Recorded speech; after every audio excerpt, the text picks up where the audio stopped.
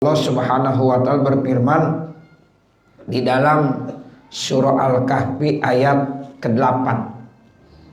Wa inna laja'iluna ma 'alaiha sa'idan juruza. Dan sesungguhnya kami, kata Allah, laja'iluna, sungguh telah menjadikan ma 'alaiha, sesuatu yang ada di atasnya, sa'idan, berupa tanah-tanah yang tandus. Sa'idan artinya patatan. Ya, jadi tandus, panas, juruzan, kering, layan butu, enggak ada tumbuh-tumbuhan. Tuh, ini sebagai salah satu tanda kebesaran Allah juga. Di permukaan bumi ini macam-macam Allah ciptakan. Ada yang tanahnya subur, seperti di kawasan kita nih, Indonesia, buminya subur. Ya apa aja tumbuh. Ya, di Indonesia tuh Masya Allah Bapak Saudara, ya Allah berikan yaitu kemampuan ya bahwa tanah yang ada di kawasan kita rata-rata subur semuanya. Sehingga batang aja bisa menjadi apa? Tumbuhan. Singkong, ya. Singkong cuma dilemparin begitu aja menjadi tanaman. Masya Allah, Indonesia. Tapi ada lagi, ya Allah ciptakan di antara bumi-bumi Allah ada yang sa'ida. Artinya sa'ida itu tandus. Ya tandus, udah begitu juruza lagi, kering. Layan but. Jadi ya bisan itu artinya kering, layan but, tidak tumbuh. Ya jadi enggak mungkin ada tumbuh-tumbuhan di situ. Ya, bahkan ada yang tandus begitu cuma dikasih keberkahan, mubarakah. Contohnya tanah Mekah. Tanah Mekah itu tandus, tapi dikasih keberkahan, apa aja di sana ada. Itu yang namanya buah, bukan buah-buahan, buah beneran, ya begitu. Itu yang namanya di Mekah, Bapak, Saudara. Buah apa aja ada. Padahal pohonnya nggak tahu di mana itu. Ya, tapi buah, jenis-jenis buah ada. Itu yang dikatakan daerah yang diberikan keberkahan. Barokna haulah. Jadi Allah udah bilang dalam Al-Quran, kami berikan keberkahan yang ada di sekitar kota Mekah. Ya, itu kan namanya kota Mekah awalnya ya Allah air susah, ada air zam-zam doang itu satu-satunya. Tapi dari situ sekarang nggak pernah tuh yang namanya di Mekah kekurangan air. Ya itu Allah limpahkan keberkahan.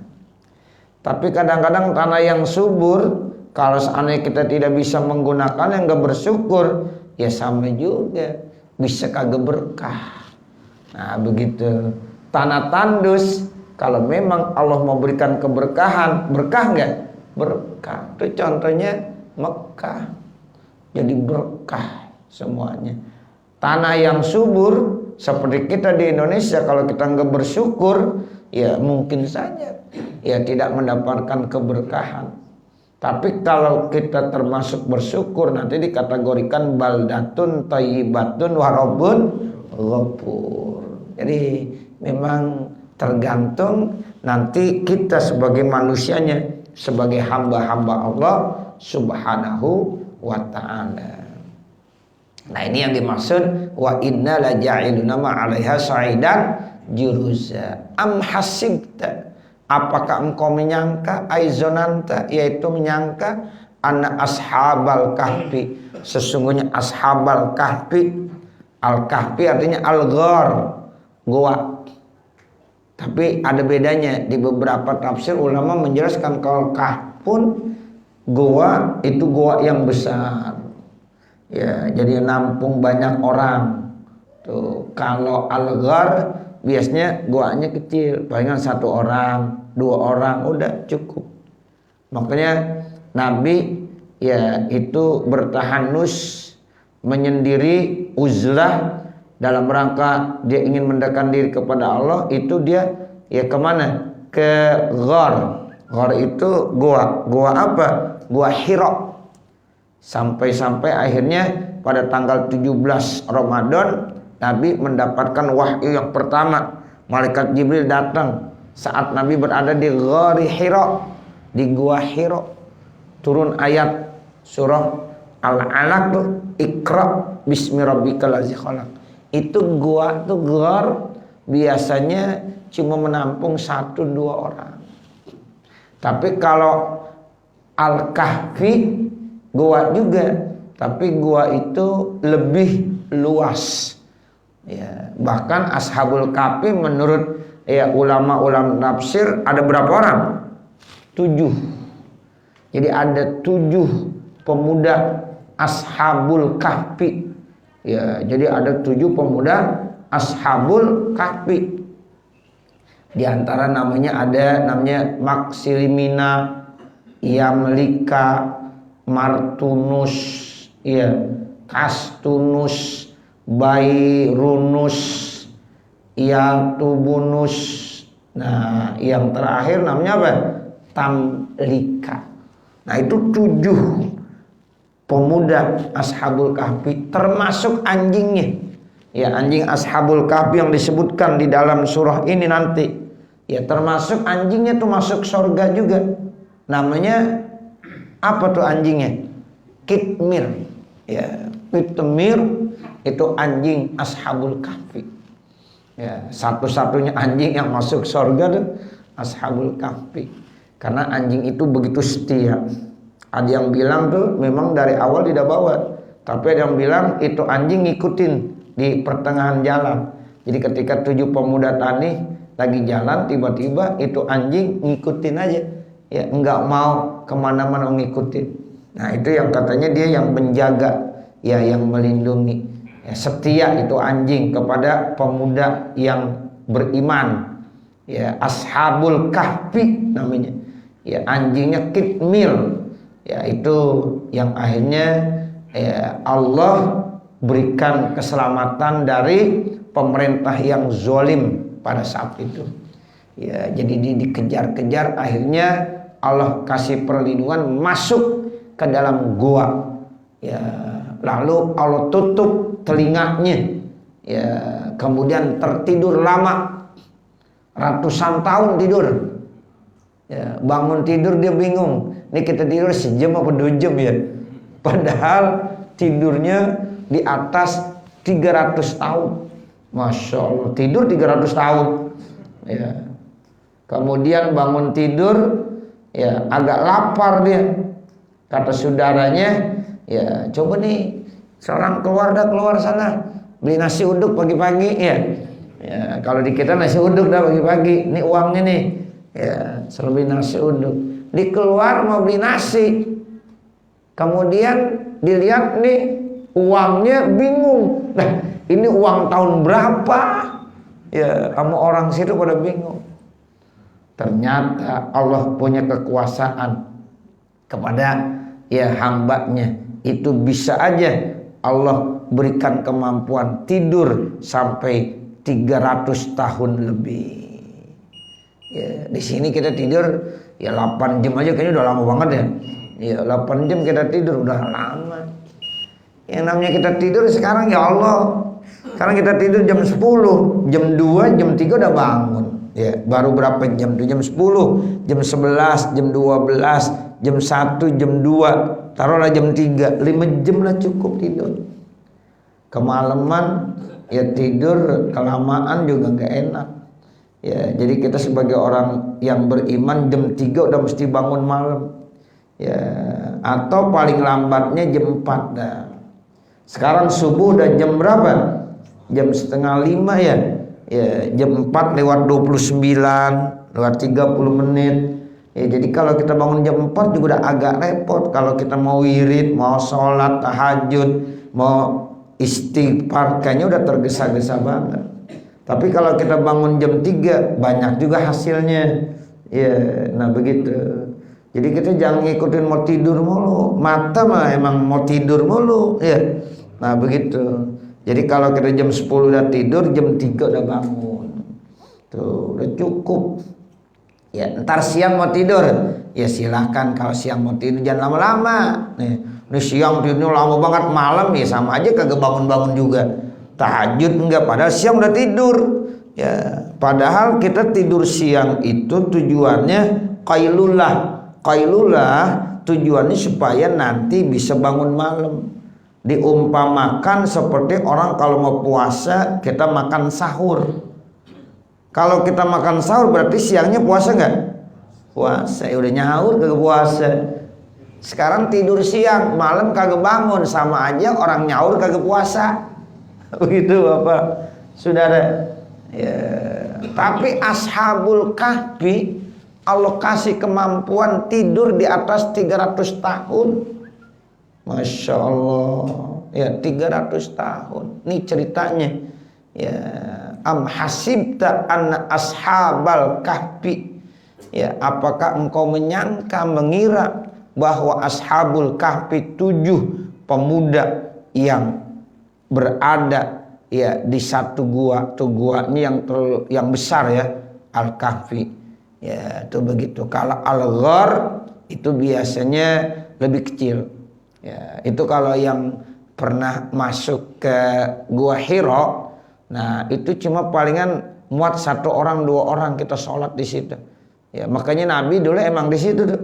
Ya, jadi enggak terlalu besar. Ya, jadi Nabi bersemedi, Nabi bertahanus, Nabi bertapakur. Ya, Nabi uzlah istilahnya. Uzlah itu mengasingkan diri, menjauhkan dari keramaian masyarakat untuk ibadah. Ya, di gua Hira namanya. Nah, itu namanya Al-Ghar. Ya, Al-Ghar fil Jabal. Biasanya di gunung. Ya, di pegunungan-pegunungan itu biasanya ada tuh. Ya, gua. Nah, itu pernah Nabi lakukan juga. Nah, Ashabul Kahfi juga begitu. Dicari tempat, akhirnya Allah kasih petunjuk masuk ke situ. Ya, dengan anjingnya yang bernama Kitmir. Warraqimi, kemudian juga termasuk ar-raqim. Raqim itu termasuk batu. Ya, ar-raqim maknanya al-lauh. Lauh itu artinya batu. Jadi ada batu besar. Al-maktubi yang tertulis fihi, di dalam batu tadi asma'uhum, nama-nama mereka, wa ansabuhum, nasab-nasab mereka tuh yang 7 Ashabul Kahfi tadi tertulis namanya, terukir namanya di batu tersebut.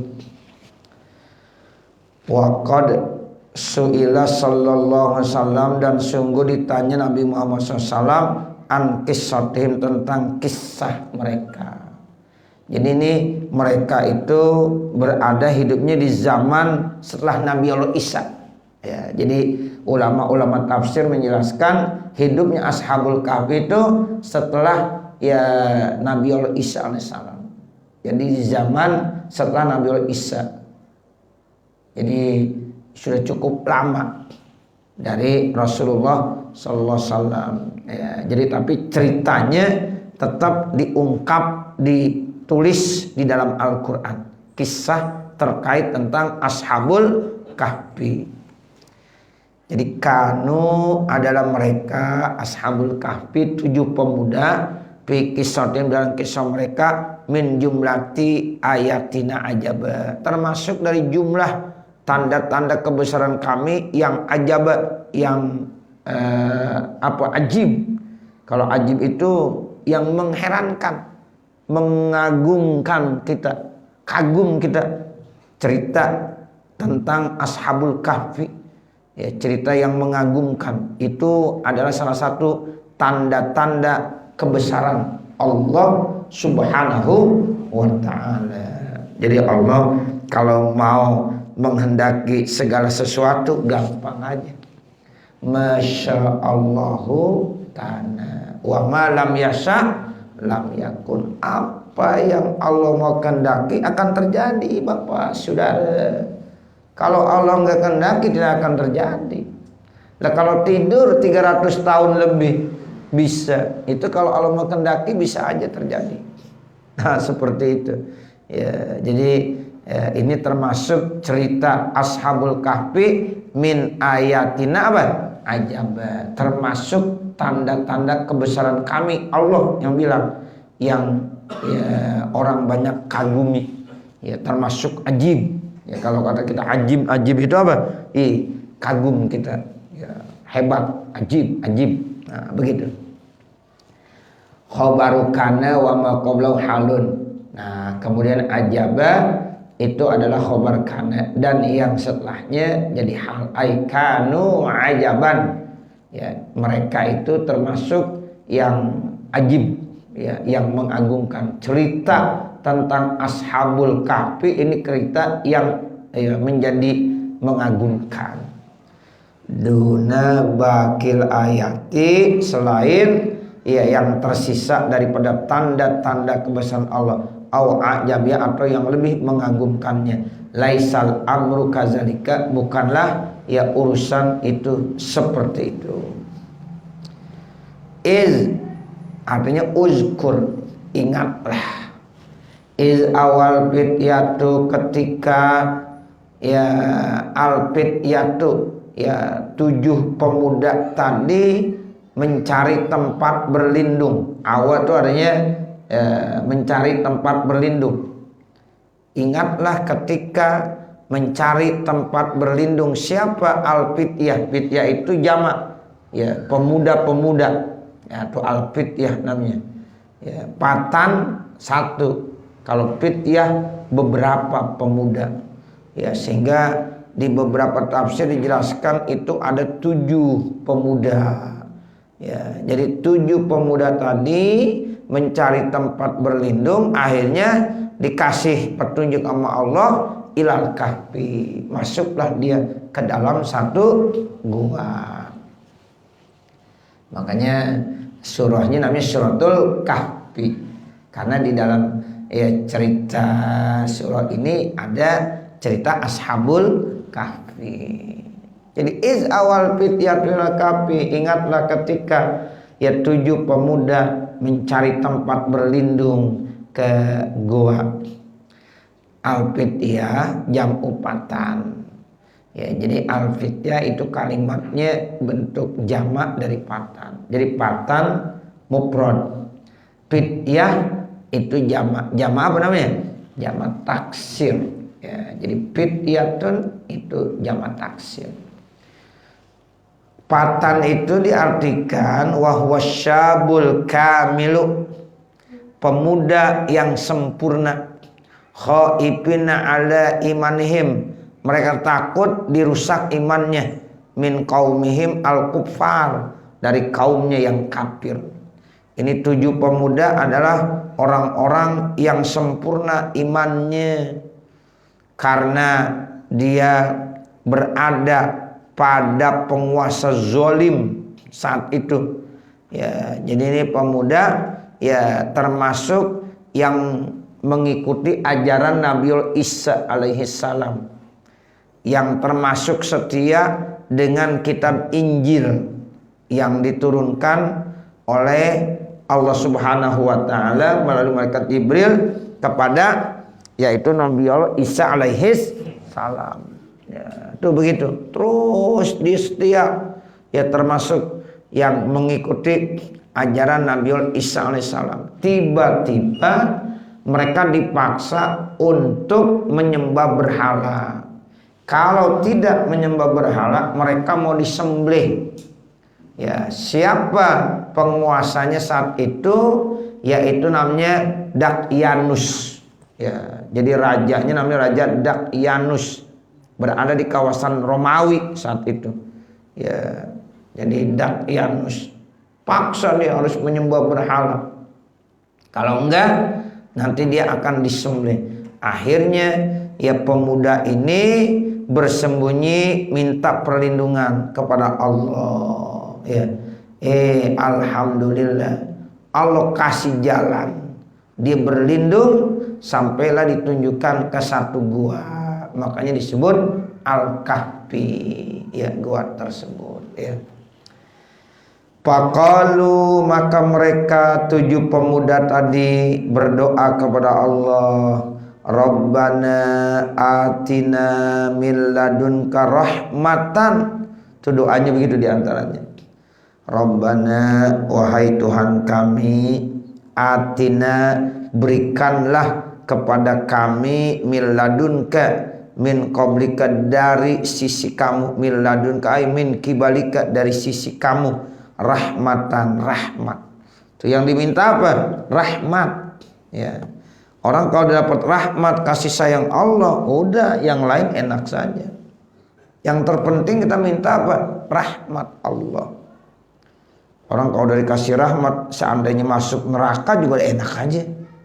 Iya kan? Ya, seandainya dibakar, ya enggak panas apinya, ya orang dapat rahmat. Seperti Nabi Ibrahim. Nabi Ibrahim ketika dibakar, panas enggak? Enggak membakar. Seperti kita mandi di uap yang panas itu kan enak ya. Ya, sehat itu. Ya kalau kita sekarang mandi di uap begitu bayar enggak kita? Bayar. Jadi Nabi Ibrahim ketika dibakar oleh Raja Namrud, karena memang Allah berikan rahmat, ya enggak panas itu api. Nah begitu. Makanya yang paling penting kita minta rahmat dari Allah. Ya, itu yang terpenting. Sehingga orang rata-rata masuk ke dalam surga itu karena rahmat dan kasih sayang Allah. Ya, tidak ngandelin amal. Sebab amal kita ya masih sedikit, Pak. Amal kita masih banyak kekurangannya.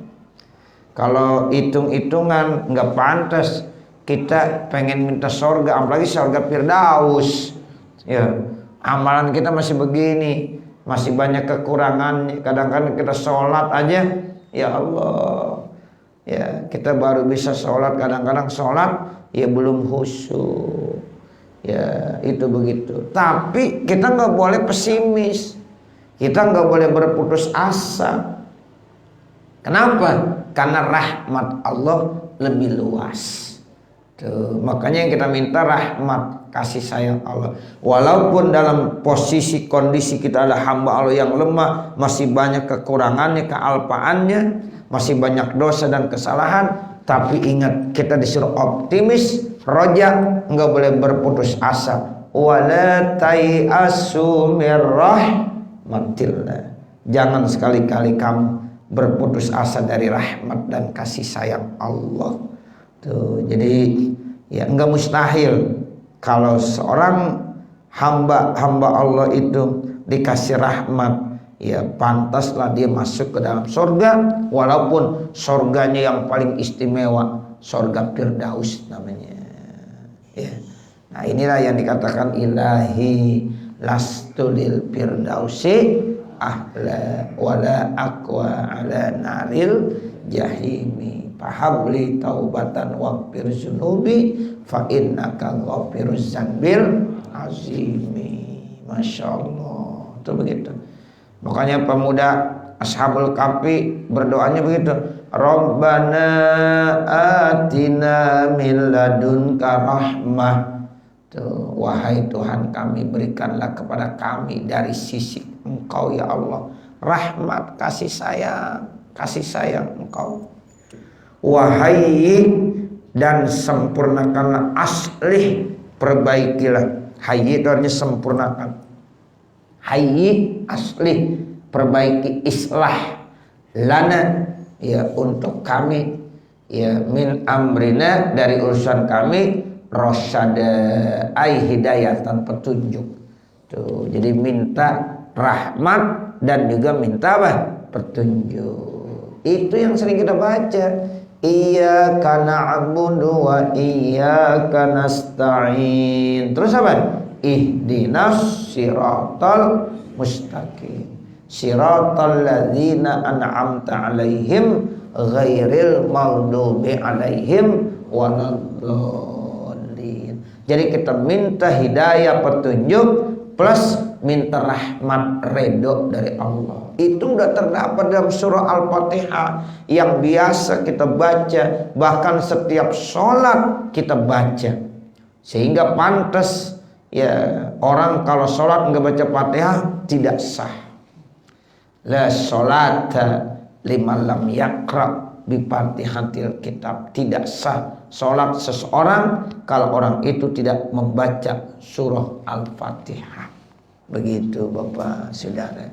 Ya, karena di dalam Al-Fatihah di antaranya kita minta rahmat, ridho dan petunjuk hidayah Allah Subhanahu wa taala. Nah, ini yang diminta sama Ashabul Kahfi. Rabbana atina min ladunka rahmatan wa hayyi lana min amrina rasyada. Rasyada itu artinya apa? Hidayah. Ya, jadi kita minta hidayah, rahmat plus hidayah. Orang kalau dapat hidayah, dapat rahmat, dapat redha, udah enak sekali. Ya, karena itulah yang memang nikmat yang terbesar yang Allah berikan, dapat hidayah, dapat rahmat dan ya dapat ridho Allah Subhanahu wa taala. Padorobna ala azanihim. Lalu apa kata Allah setelah Ashabul Kahfi berdoa? Padorobna ala azanihim. Ya, lalu kata Allah, kami tutup telinga mereka. Ditutup di telinganya, sehingga kagak dengar apa-apa. Tidur 300 tahun lebih, enggak dengar apa-apa tuh telinganya. Nah, kalau kita mungkin bangun karena berisik, ya kan? Kita kalau gitu tidur bangun masih berisik bener, kan bisa.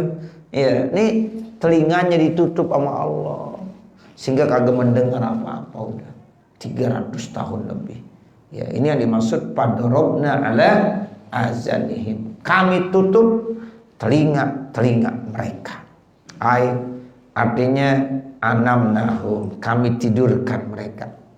Itu maksud padorobna ala azanihim begitu. Jadi bahasa Al-Quran indah sekali ya. Ya, jadi artinya padorobna ala azanihim, artinya kami tidurkan mereka. Tuh, ditutup telinganya sehingga enggak mendengar suara apapun juga selama 300 tahun lebih. Ditidurkannya di mana? Bil kahfi, di dalam gua tersebut.